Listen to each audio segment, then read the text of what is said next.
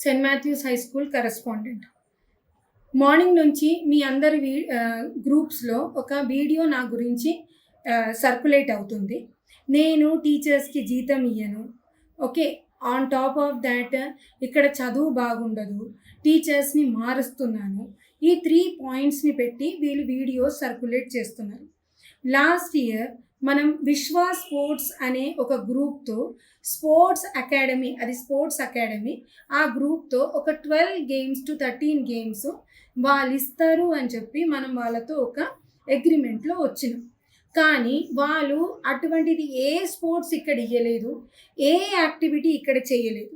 So మేము already వాళ్ళతో ఇది జరుగుతలేదు, దాన్ని బట్టి మేము ఇంత పైసలు ఇవ్వలేము అనేది ఆల్రెడీ వాళ్ళకి మేము మాట్లాడినాం. దాంతో ఇది దిగొచ్చినాం.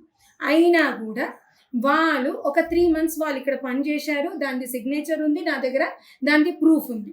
వాళ్ళు శాలరీ తీసుకున్నట్లు కూడా నా దగ్గర ప్రూఫ్ ఉంది.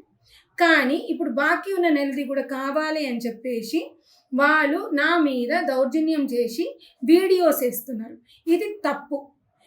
నేను ఆల్రెడీ వాళ్ళతో ముందు కూడా చెప్పిన, పోలీస్ స్టేషన్లో కూడా వెళ్ళి చెప్పిన, నేను ఆల్రెడీ వాళ్ళ మీద డిఫామేషన్ కేసెస్ ఇది ఫార్వర్డ్ చేసిన. వాళ్ళు ఓడిపోతారు అనేది వాళ్ళకి షూర్గా ఉంది. న్యాయం జరగడానికి రోడ్డు మీద కాదు కూర్చోవలసింది, న్యాయం జరగడానికి మనకి కోర్ట్స్ ఉన్నాయి.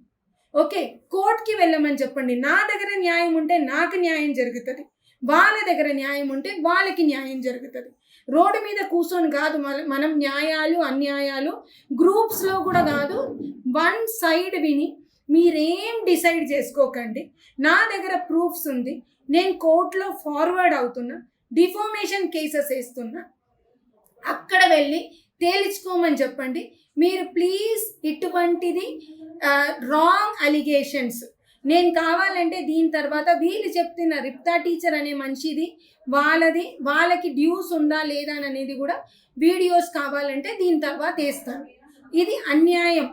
నేను చిన్న ఫీజు 10,000 to 12,000 రూపీస్ ఫీజులో 1 year ఆఫ్ ఎడ్యుకేషన్ ఇస్తున్నా. నా 10th class fees is lesser than 17,000 rupees. ఇంత చిన్న నేను ఇక్కడ ఏ అన్యాయం చేస్తలేను.